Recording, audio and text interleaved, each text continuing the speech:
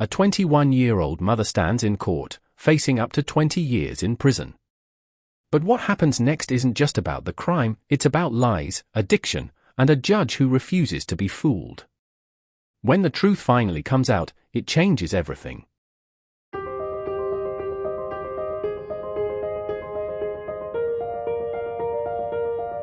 Did you understand in count 2, you're charged with the offense of possession of a controlled substance?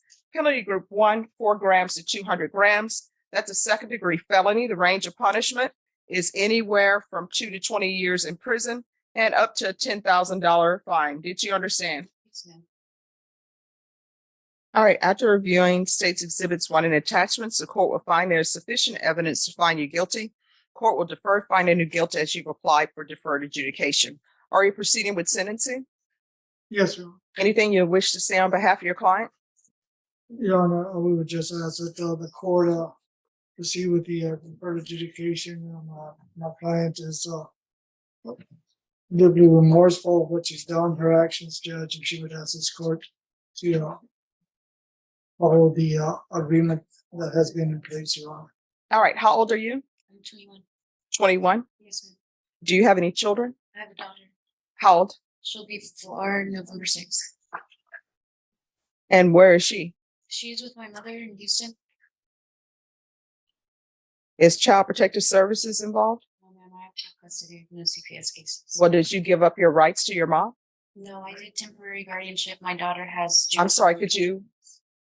I said, I gave temporary guardianship. My daughter. All right, has- everyone, please whisper. My Yes. daughter has juvenile rheumatoid arthritis, so she gets the best medical care over in Houston. My mom works at the hospital, so. How far did you go in school? I went all the way into my junior year, and I did cosmetology school and completed all my hours. Okay. So when's the last time you had employment? I worked at Golden Chick. I would say it was March. It was March through April. And what does your mom do at the hospital? My mom is head coordinator of San Jack Methodist. And do you have any other siblings? Yes, I have a brother and a sister. A All younger right. brother And too. what does your brother and sister do? My brother is a barber. He's in barber school, and my sister is going to be graduating high school in about a year and a half. Okay. And who is this Michael Martin to you? It's my ex-fiance. What is that ex-fiance since this happened? Before you were arrested, how often were you doing meth? I wasn't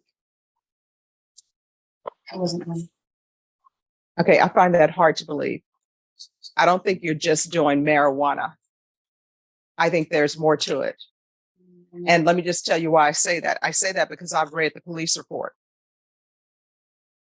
So I think it's more than marijuana. And I'm going to tell you something right now.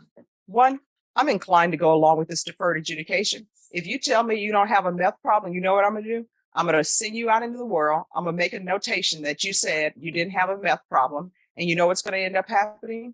If you go out into that world and you're going to be drug tested, and when you're drug tested, you test positive for meth, I'm not going to want to hear that, oh, I have a meth problem, because I'm asking you right now to be honest with me so I can set conditions so that perhaps you can get your life together. Perhaps you can be in your daughter's life, because right now, the only thing you're doing is hanging around with a fiance who has parole violations. Did you know he had a criminal past? I did, ma'am. And you still thought, let me get with this guy who has a criminal past. I have a 4-year-old daughter who has medical needs, but eventually, because this guy is my fiance, this is the guy who I think will be great to be in her life. A person who's only doing marijuana doesn't believe that. Someone who's doing meth and other things believes that, because you're just trying to get your next fix. And if Michael Martin has parole and has been to, which if he's on parole, that means that he's been to prison. And if you think somebody who's been to prison with the charges that they have in this police report that he's on parole for, if you think that's a good person to be in your daughter's life, that tells me you're doing more than marijuana. So this is the last time I'm going to ask you, and we can pretend like this is the first time I'm asking you, if that will help you Be honest with the court. How often are you using meth? I stopped using that. I did that for my daughter because I was going to lose my family. So when did you start using meth? Started whenever I got with my fiance. So why are you before the court pretending like you don't do meth and you've never done meth? I'm not pretending like I haven't done it. I just Now you're playing semantics with me, and I don't appreciate that, because I clearly asked you how often you were using meth. I know you're not using meth today because you're in court, and the deputies would not have brought you over with the items to do meth in the box. I asked you how often were you using meth, and you said, I don't use meth. I haven't used meth. That's what you said. And you're playing games with me, and I don't appreciate that. I already knew you used meth because that's in the police report. Nobody is driving around with this much meth in the car unless you're using it or unless you're selling it. And obviously there was an issue with you, because I don't know why people are driving around San Antonio smoking a blunt in the car and you think the police are not going to pull you over. All right. Is there anything else? No.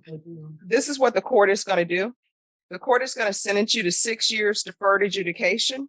All right, State, with regards to this case, there were weapons. One weapon, I think, is stolen. So is there any destruction of the weapon? I believe those were the co-defendant. The co-defendant was charged with that, Judge, but I can confirm. All right, thank you. So if those are your weapons, they're going to be destroyed. Do you understand? Yes, ma'am.